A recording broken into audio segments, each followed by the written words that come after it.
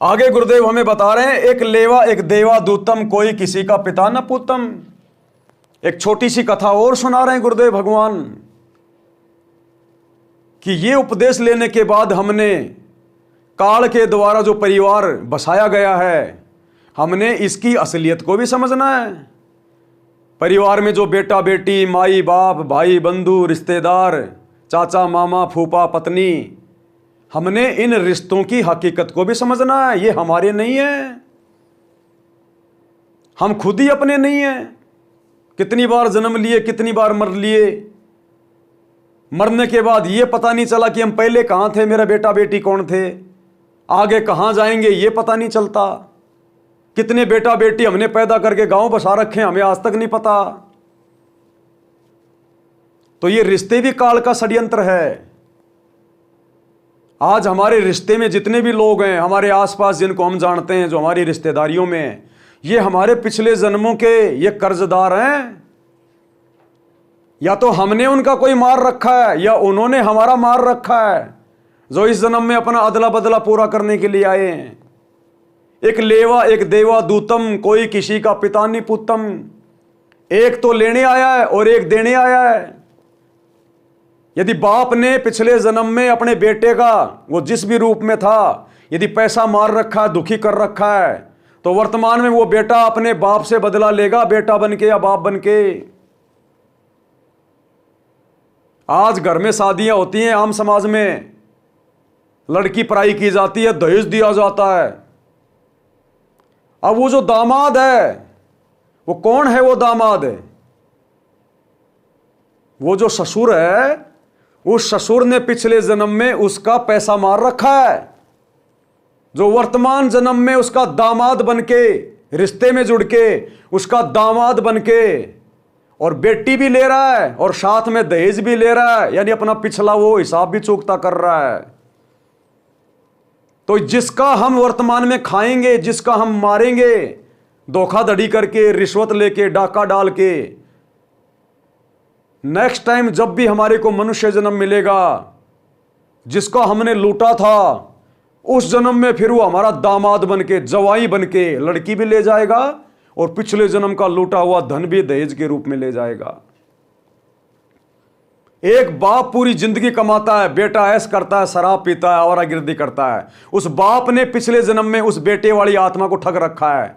इस जन्म में उसका बाप कमा रहा है और बेटा बैठा बैठा खा रहा है, शराब पी रहा है, बाप की बदनामी का कारण बन रहा है, अपना हिसाब चूकता कर रहा है। एक बेटा कमा रहा है, बाप शराब पीता है। उस बेटे वाली आत्मा ने पिछले जन्म में उस बाप वाली आत्मा के साथ में ठगी कर रखी है। इस जन्म में वो बाप बनके बेटी की कमाई पे ऐश कर रहा है। तो भाई और बहनों, ये लेन देन है। एक लेवा एक देवा दूतम, कोई किसी का पिता नहीं पुतम। तो ये हमारे बेटा बेटी नहीं है, ये हमारे ये कर्जदार हैं, जिसको हमने पिछले जन्म में थोड़ा बहुत कोई सुखी कर रखा है। इस जन्म में वो हमारा अच्छा बेटा बनके, बढ़िया सेवा करके अपना ऋण उतार जाएगा।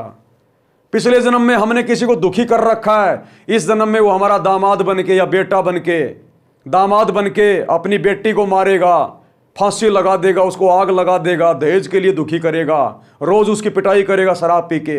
अब बेटी दुखी तो माता पिता भी दुखी, वो इस प्रकार से बदला ले रहा है। या बेटा बनके वो बिगड़ जाएगा, तरह तरह के रोजाना उसके मुकदमे होंगे, बाप की इज्जत का गाहक बन जाएगा, वो बेटा इस प्रकार से दुखी कर रहा है। तो हमने ज्ञान को आधार बना के इन रिश्ते नातों की सच्चाई को समझना पड़ेगा, तब हम भक्ति मार्ग पर विश्वास के साथ आगे की ओर बढ़ेंगे। अन्यथा बेटा बेटियों में उलझे रहेंगे, इस परिवार में उलझे रहेंगे, इन्हीं के चक्कर में। और दूसरी बात, परमात्मा कहते हैं ये आपके है भी नहीं, ये आपके है भी नहीं, ये सब मेरी आत्मा है, तू भी मेरी आत्मा है, तेरा परिवार भी मेरे बच्चे मेरी आत्मा है। तो भाई जिसकी आत्मा है, हम फिर उसी को सुपुर्द क्यों ना कर दें। और जो जिम्मेदारी गुरुदेव ने दी है एक परिवार से बांधकर, हम उन जिम्मेदारियों को निभाएं, केवल जिम्मेदारियों तक सीमित रहें। व्यर्थ की मोह ममता नहीं, व्यर्थ का प्यार प्रेम नहीं, उन्हीं के लिए मरना मिटना नहीं है। माता पिता की सेवा करो, प्यार से बोलो, बढ़िया खाना दो, भक्ति पे लगाओ। ऐसे माता पिता की जिम्मेदारी निभानी है। औरत है घर में, जिस चीज़ की आवश्यकता है वो लाके दो, ऐसे जिम्मेदारी निभानी है। बेटा बेटी को पढ़ाना है, लिखाना है, जो भी उनके लिए करना वो करो। फालतू की मोह ममता नहीं, प्यार प्रेम नहीं, आवश्यकता से ज़्यादा लगाव नहीं तो फिर काल यहीं बांध लेगा हमारे को मोह ममता की डोर में। तो जो जिम्मेदारियां होती हैं समाज में एक दूसरे के प्रति, केवल जिम्मेदारियों तक सीमित रहें, और वो जिम्मेदारियां भी हमारी उस समय बड़ी आसान हो जाएंगी निभाना जब हम गुरुदेव की भक्ति पे दृढ़ होकर चलेंगे। यदि हम भक्ति वाली जिम्मेदारी को टाइट पकड़ लेंगे तो बाकी जिम्मेदारियां तो फिर गुरुदेव भगवान बड़ी आसान कर देगा। और अगर उन पारिवारिक जिम्मेदारियों में उलझे रहे, भक्ति थोड़ी करी या नहीं करी, हल्के में ले लिया, सारा दिन गधे और बैल की तरह उस परिवार की जिम्मेदारी में लगे रहे ओवर टाइम में, तो फिर परमात्मा भैया फिर हाथ छोड़ देता है।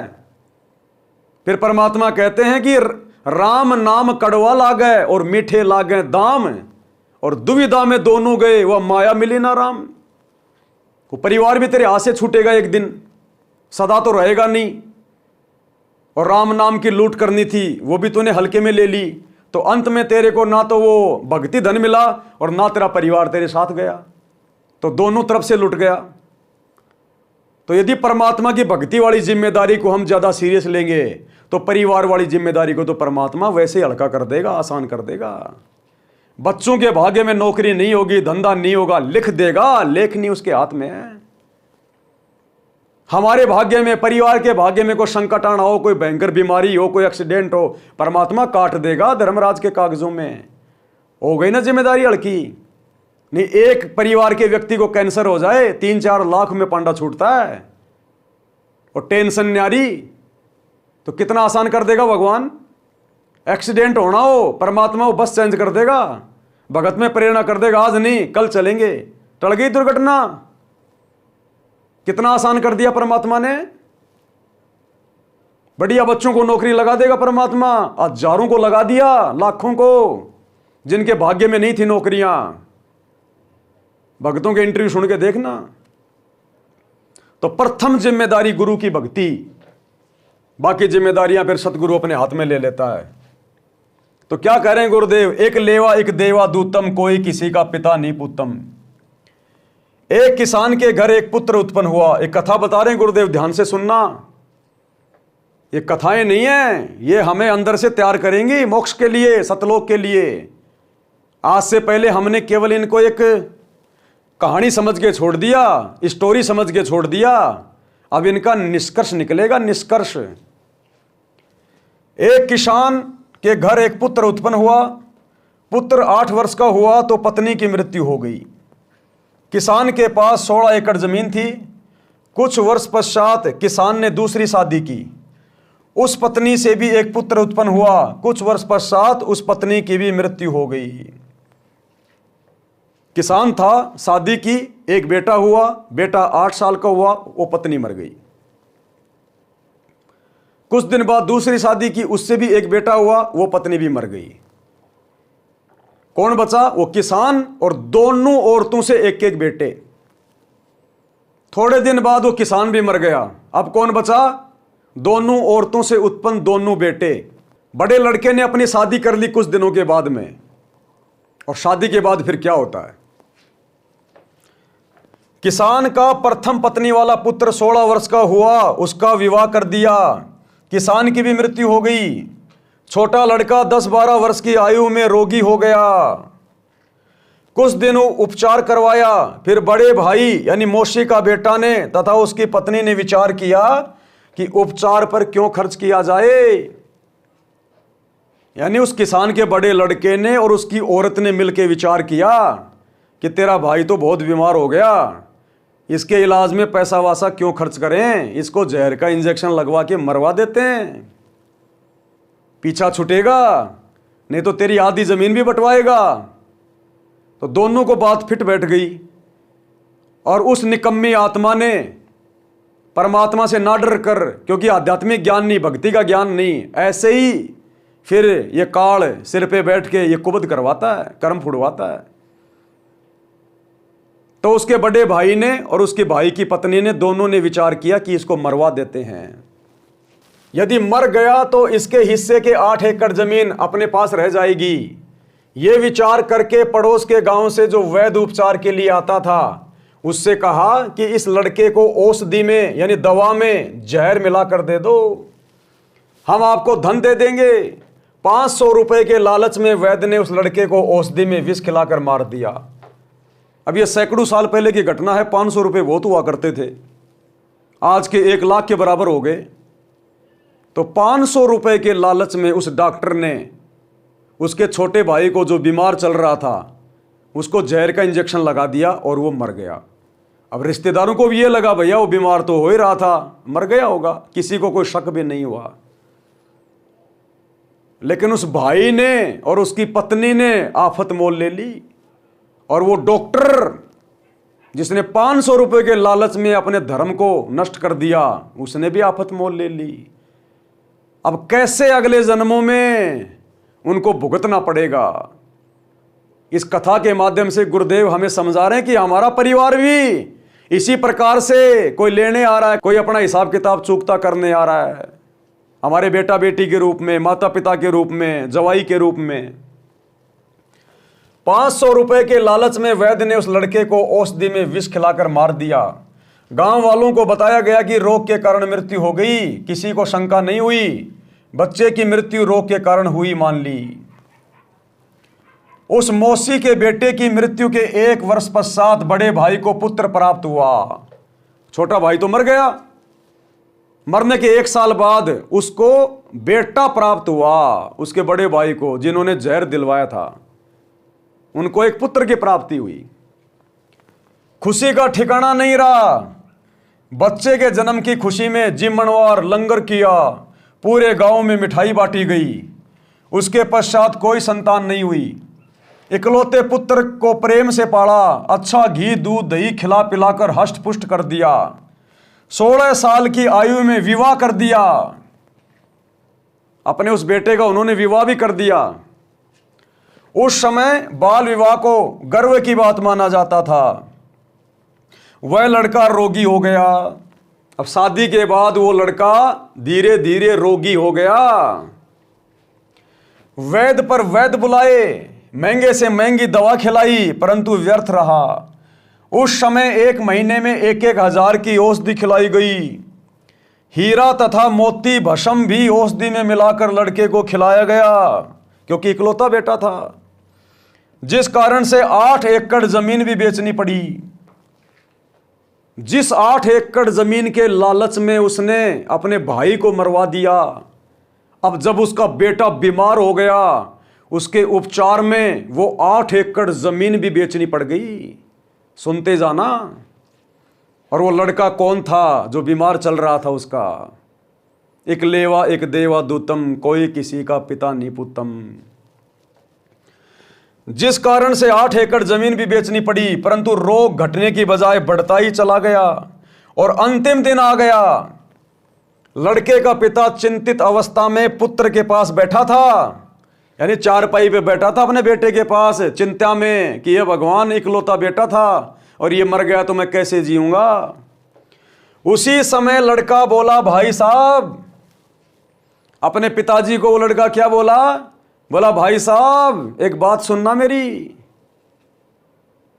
अब वो बाप ने देखा, भाई बेटा तो ज्यादा बीमार हो गया और पागल हो गया, मुझे पहचान ही नहीं रहा, अपने बाप को भाई कह रहा है। बोला, बेटा मैं तेरा भाई नहीं हूं, मैं तेरा पिता हूं। वो बोला, नहीं, मेरे को अच्छे से पता है तू मेरा बाप है, तू मेरा भाई है। और सुन ले कान खोल के, मैं तेरा वो भाई हूं जो तूने मेरे को डॉक्टर से जहर का इंजेक्शन लगवा के मरवा दिया था। मैं अपना अदला बदला पूरा करने आया हूं तेरे घर में तेरे बेटे के रूप में। और जिस 8 एकड़ जमीन को तूने ठगा था मुझे मरवा कर, आज मैंने बीमार होकर वो 8 एकड़ जमीन मेरी दवाइयों पे खर्च करवा दी, हिसाब किताब पूरा। और अब मेरा अंतिम समय आ गया, इतना ही हिसाब किताब है, मेरे कफन की तैयारी कर ले। सुनते जाइए। और अंतिम दिन आ गया। लड़के का पिता चिंतित अवस्था में पुत्र के पास बैठा था। उसी समय लड़का बोला, भाई साहब एक काम कर। पिता ने कहा कि बेटा मैं तेरा पिता हूं। लड़का बोला कि मैं तेरा वो भाई हूं जिसको आपने विष देकर यानी जहर देकर मरवाया था। मैं ही अपना बदला लेने आपके बेटे के रूप में जन्मा हूं। अपना पिछला बदला लेने के लिए तेरे बेटे के रूप में जन्मा हूं। अब भाई और बहनों, जब वो लड़का हुआ तो वो बाप तो बड़ी खुशी मना रहा था, मेरे घर में बेटा हो गया, 16 एकड़ जमीन आ गई मेरे बेटे के हिस्से में। जिम्मनवार कर रहा था, ढोलक बजवा रहा था, बड़ी खुशी खुशी उसको पाला कि बुढ़ापे में मेरी सेवा करेगा, इसकी शादी करूंगा, पोते होंगे। लेकिन उसको ये नहीं पता था कि ये बेटे के रूप में है कौन है जिसके तू लाड प्यार कर रहा है। ये तो तेरा दुश्मन है पिछले जन्म का। ये अपना बदला लेने आया है, तेरा भाई पिछले जन्म वाला। तूने 8 एकड़ जमीन के लालच में जिसको मरवा दिया था, अब तेरा बेटा बन के और तेरा जीवन बर्बाद करने आया है। 8 एकड़ जमीन भी पूरी करवा दी खर्चे में, और अंत में अब तू क्या करेगा बुढ़ापे में अकेला? तेरा कौन सहारा? तो ऐसे नीच कर्म करने वालों के साथ फिर ये बनती आगे चल के। हमें गुरुदेव इस कथा के माध्यम से जगा रहे हैं कि इस परिवार के मोह ममता में मत पड़े रहना। तुम्हें ज्ञान मिल गया, सतलोक की भक्ति मिल गई, अब अपना पीछा छुड़वा लो यहां से। बेटा बेटी के चक्कर में मत पड़े रहना। अब यहां मैं ही अपना बदला लेने आपके पुत्र रूप में जन्मा हूं। उस लड़के की माताजी भी वहीं विराजमान थी। लड़का बोला कि 8 एकड़ जमीन मेरे हिस्से की थी, वो मैंने वसूल कर ली है। अब केवल कफन तथा लकड़ियों का हिसाब शेष है, उसकी तैयारी करो।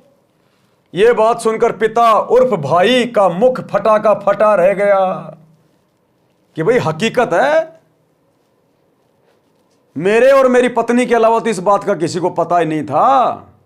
इस बेटे के सामने तो हमने कभी जिक्र भी नहीं किया, और ये सारी बातें बता रहा है। तो समझ गए कि बात ऐसी की ऐसी है। ये मेरा पिछले जन्म का भाई है जो अपना बदला लेने के लिए मेरे बेटे के रूप में जन्मा है। यह बात सुनकर पिता और भाई का मुख फटा का फटा रह गया। अपने किए पर दोनों पति पत्नी ने पश्चाताप किया। परमात्मा का विधान अटल है, सतगुरु का विधान अटल है। बड़े भाई ने पुत्र रूप में जन्मे छोटे भाई से प्रसन्न किया कि हमने लालच में आकर जो पाप किया, हमें तो परमात्मा ने फल दे दिया। जिस मकसद के लिए आपकी जान ली थी वह 8 एकड़ जमीन गई, तथा अन्य संतान है नहीं। ये शेष जमीन कोई और ही लेगा। हमारा तो नाश हुआ सो हुआ, ये तो होना ही चाहिए था। परमात्मा ने न्याय किया।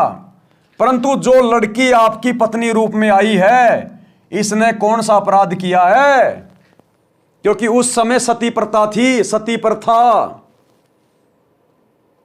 तो उसके पिता ने उससे सवाल किया कि हमने तो जैसा किया भाई, हमें तो मिल गया, हमारा तो जीवन सत्यानाश हो गया, जमीन भी जाएगी सारी। लेकिन जो तेरी शादी हमने कर रखी है, उस लड़की ने ऐसा क्या अपराध कर दिया जो अब सती प्रथा के तहत तेरी चिता पे जिंदा जलाई जाएगी? ये बता। तो उस लड़के ने कहा कि वो डॉक्टर कहां है, डॉक्टर जिसने 500 रुपए के लालच में निकम्मे ने मुझे जहर का इंजेक्शन दिया था। बोला वो तो तेरे मरने के 2 साल बाद वो भी मर गया। बोला ये वही डॉक्टर है, ये मेरी पत्नी, ये वही डॉक्टर वाली आत्मा है जो अब मेरी पत्नी के रूप में आया है, और अब इस नालायक को जिंदा जलाया जाएगा। डॉक्टर का धर्म दूसरों की जान बचाना होता है। इस नालायक ने 500 रुपए के चक्कर में अपराध कर दिया, अब ये जिंदा जलाया जाएगा। ये वही डॉक्टर है जो मेरी वाइफ के रूप में आया है। परंतु जो लड़की आपकी पत्नी रूप में आई है, इसने कौन सा अपराध किया है जिस कारण से यह सती प्रथा के तहत आपके साथ जिंदा जलाई जाएगी? इसके साथ भगवान ने अन्याय किया है। छोटा भाई उर्फ पुत्र बोला कि मेरी मृत्यु के 2 वर्ष पश्चात वह वैद्य मर गया था जिसने मुझे 500 रुपए के लालच में विष देकर मारा था। यह पत्नी वही डॉक्टर वाली आत्मा है, इसको वह फल मिलेगा, जिंदा जलाई जाएगी। उस समय सती प्रथा जोरों पर थी। मृत्यु के पश्चात पत्नी को जिंदा उसी चिता में जलाया जाता था। अब दुनिया तो परमात्मा के विधान से, परमात्मा की भक्ति से, सतगुरु के ज्ञान से अपरिचित होने के कारण, ये कर्मों के लेखा जोखे से अपरिचित होने के कारण दुख मनाती है कि हाय राम, इस बेचारी ने किसका क्या बिगाड़ा था, ये तो अभी अभी ब्याही आई है, इसके तो कोई बेटा बेटी भी नहीं है, अब ये कैसे अपने दिन काटेगी, हे राम इसने क्या कर दिया।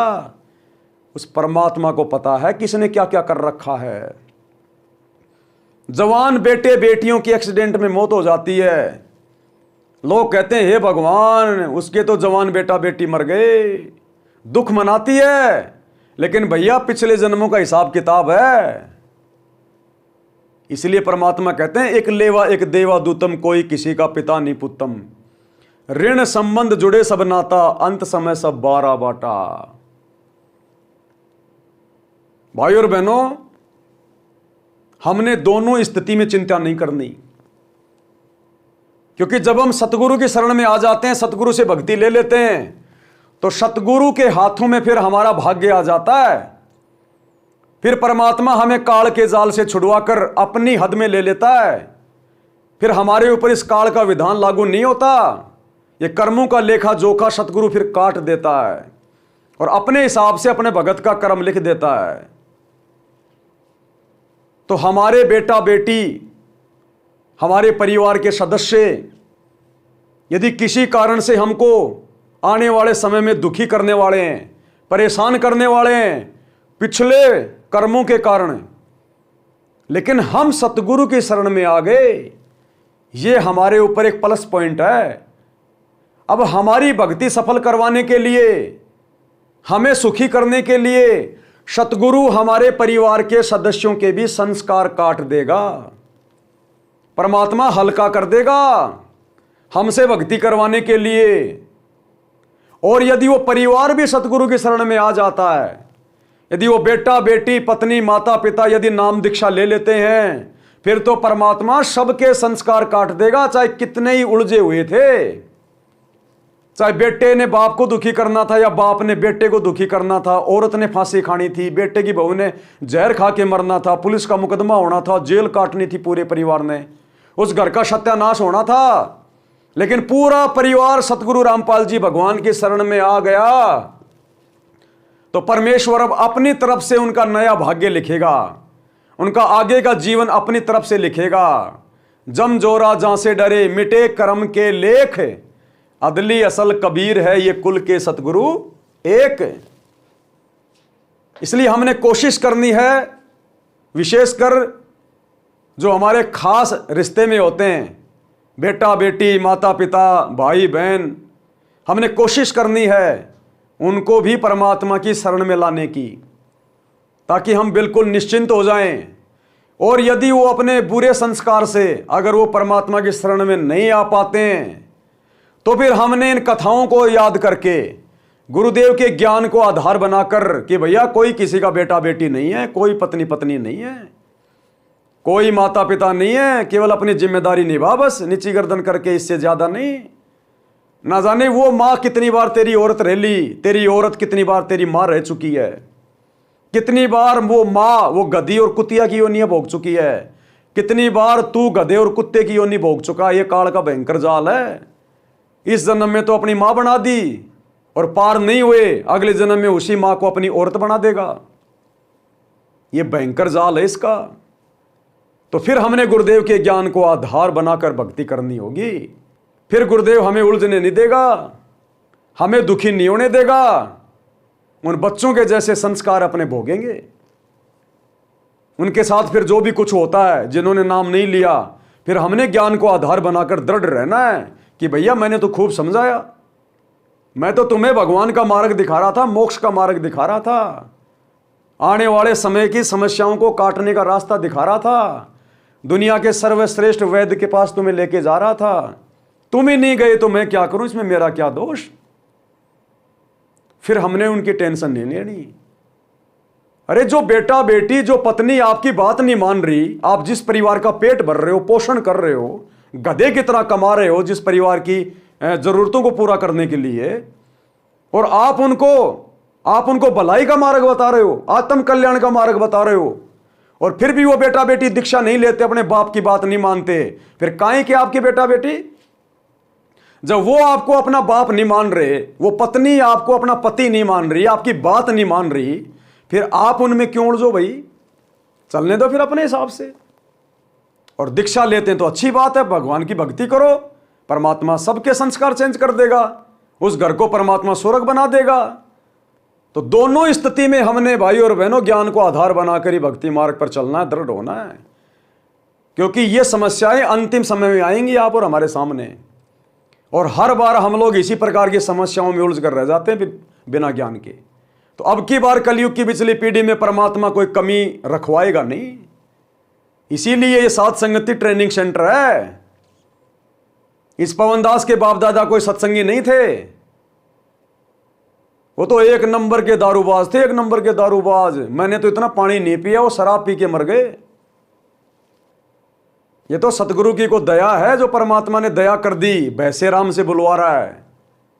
इस पवनदास को तो बोलना भी ढंग से नहीं आता, कभी वैसे मिलना मेरे से, कभी पर्सनल 5 मिनट की बात में 20 बार हकलाता हूं।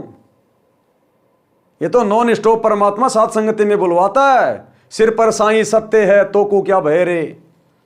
जब 650 साल पहले बनारस के तोताद्री शहर में पंडितों के भंडारे में परमात्मा ने भैसे राम से बुलवा दिया, झोटे राम से वेद मंत्र बुलवा दिए, पवनदास तो फिर भी मानव शरीरधारी है।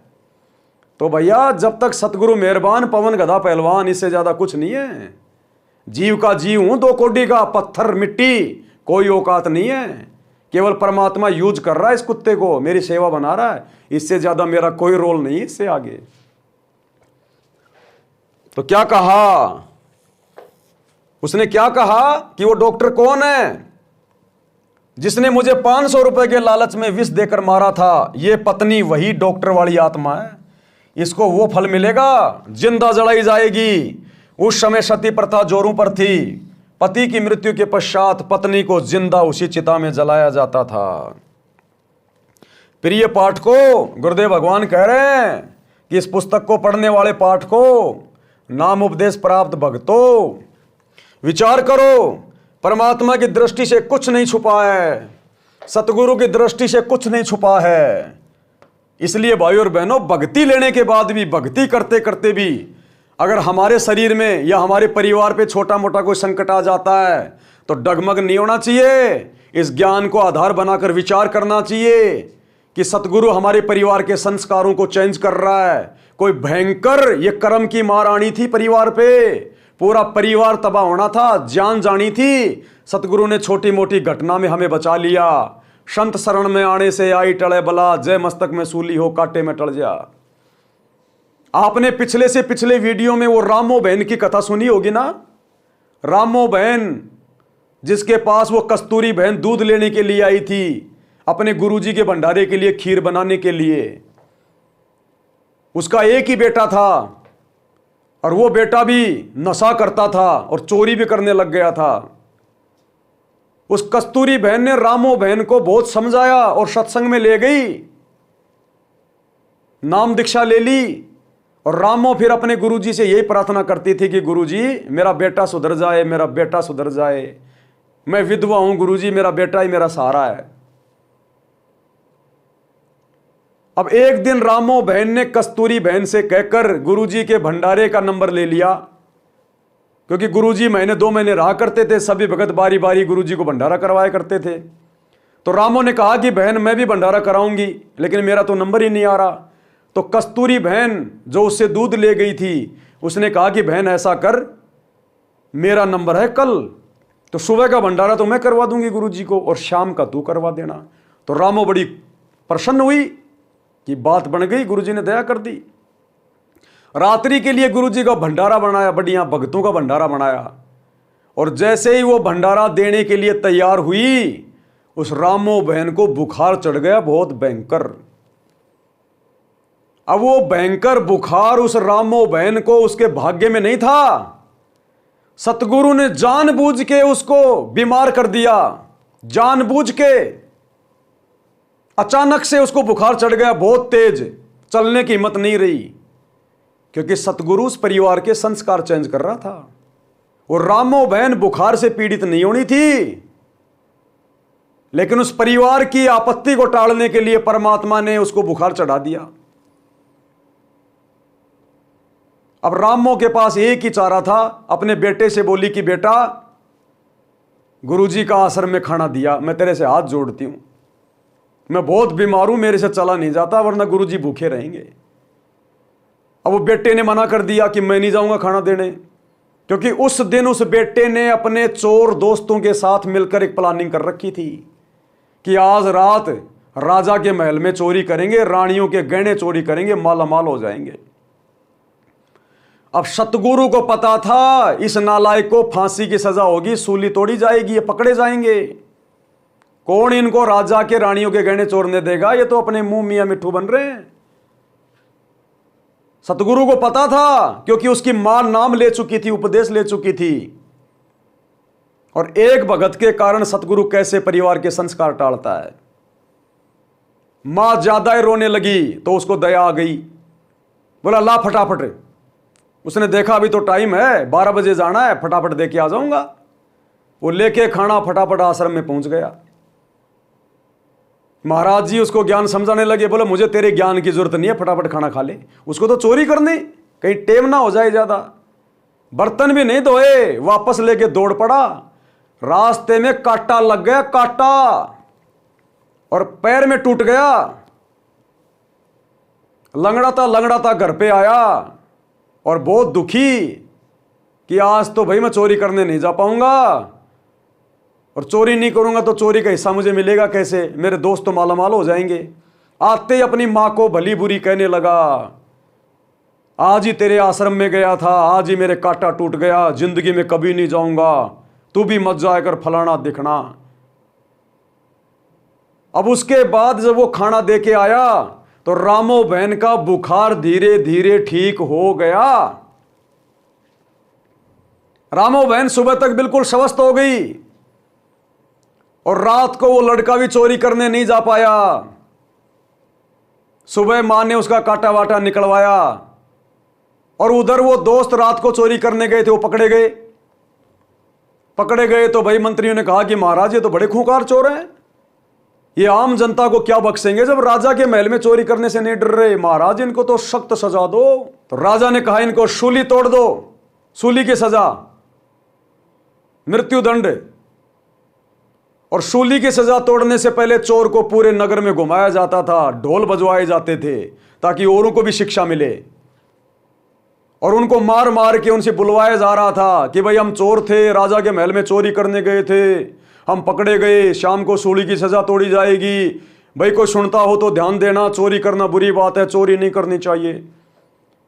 और वो बाजा बजता बजता और रामो बहन के उधर से आ रहा था, घर के उधर से, और वो बाजा विशेष बजता था। जब किसी को सजा दी जाती थी तो विशेष धुन निकाली जाती थी, जैसे ब्याह शादियों में अलग ही धुन से बाजा बजाया जाता है, कोई मर जाता तो अलग ही धुन से बजाया जाता है। तो जब किसी को सजा दी जाती थी तो वो बाजा अलग ही धुन में बजाया जाता था, लोग समझ जाते थे आज किसी को सजा दी जा रही है। अब रामो बहन के घर के नजदीक से वो लड़के चोर जो पकड़े गए थे वो बोलते बोलते आ रहे थे, लोगों को शिक्षा दे रहे थे। अब वो लड़का रामो का उन अपने दोस्तों की आवाज को पहचान गया और देख लिया। उसके बाद वो लड़का रोने लगा अपनी मां के गले लग के कि मां धन्य है तेरा गुरु, धन्य है तेरा गुरुजी जिसने मेरी जान बचा ली। ये मां अगर मैं मर जाता तू किसके भरोसे जीती, अगर मेरे पैर में कांटा नहीं टूटता मां तो तेरा बेटा भी आज सूली तोड़ा जाता, फांसी की सजा। तो मां बोली क्या मेरा बेटा चोर है कोई? बोले मां मैं चोरी भी करने लग गया था और मैंने रात को इन्हीं के साथ जाना था, लेकिन मेरे पैर में कांटा चुभ गया तेरे गुरुजी के दया से, मैं चोरी करने नहीं जा पाया और मां आज तेरा बेटा बच गया। तो कहने का मतलब भाई और बहनों, संत शरण में आने से आई टले बला, जय मस्तक में सूली हो व कांटे में टल जा। और रामो बहन के लड़के के भाग्य में सूली की सजा टूटना था, मृत्यु दंड। परमात्मा ने उसके पैर में कांटा चुभा दिया, उस ऐसे खतरनाक संस्कार को हल्के में टाल दिया। और रामो बहन को जो बुखार आया था वो इसी कारण से आया था ताकि रामो बहन आश्रम में ना जाए और वो लड़का जाए। इसलिए सतगुरु ने रामो बहन को बुखार चढ़ा दिया। अब बिना ज्ञान के अगर वो रामो बहन सोच ले कि काहे के गुरुजी मैं तो भंडारा बना रही हूं, भंडारा लेके जा रही हूं, मेरे बुखार चढ़ गया, क्या गुरुजी को ये भी नहीं पता, तो वो फेल हो जाती। लेकिन उसने कोई मन में दोष पैदा नहीं किया। इस प्रकार से सतगुरु अपने भक्तों को भी उनके आने वाले भयंकर संस्कारों को टालने के लिए, हल्का करने के लिए छोटी मोटी समस्या दे देता है। उसके बेटे की मौत की सजा को मात्र पैर में कांटा चुभोकर टाल दिया और रामो बहन को मात्र बुखार चढ़ा के उसके बेटे की मौत को टाल दिया। नहीं तो रामो बहन रो रो के मर जाती, भक्ति छोड़ देती कि मेरा तो बेटा भी मर गया, मैंने तो नाम भी ले लिया था।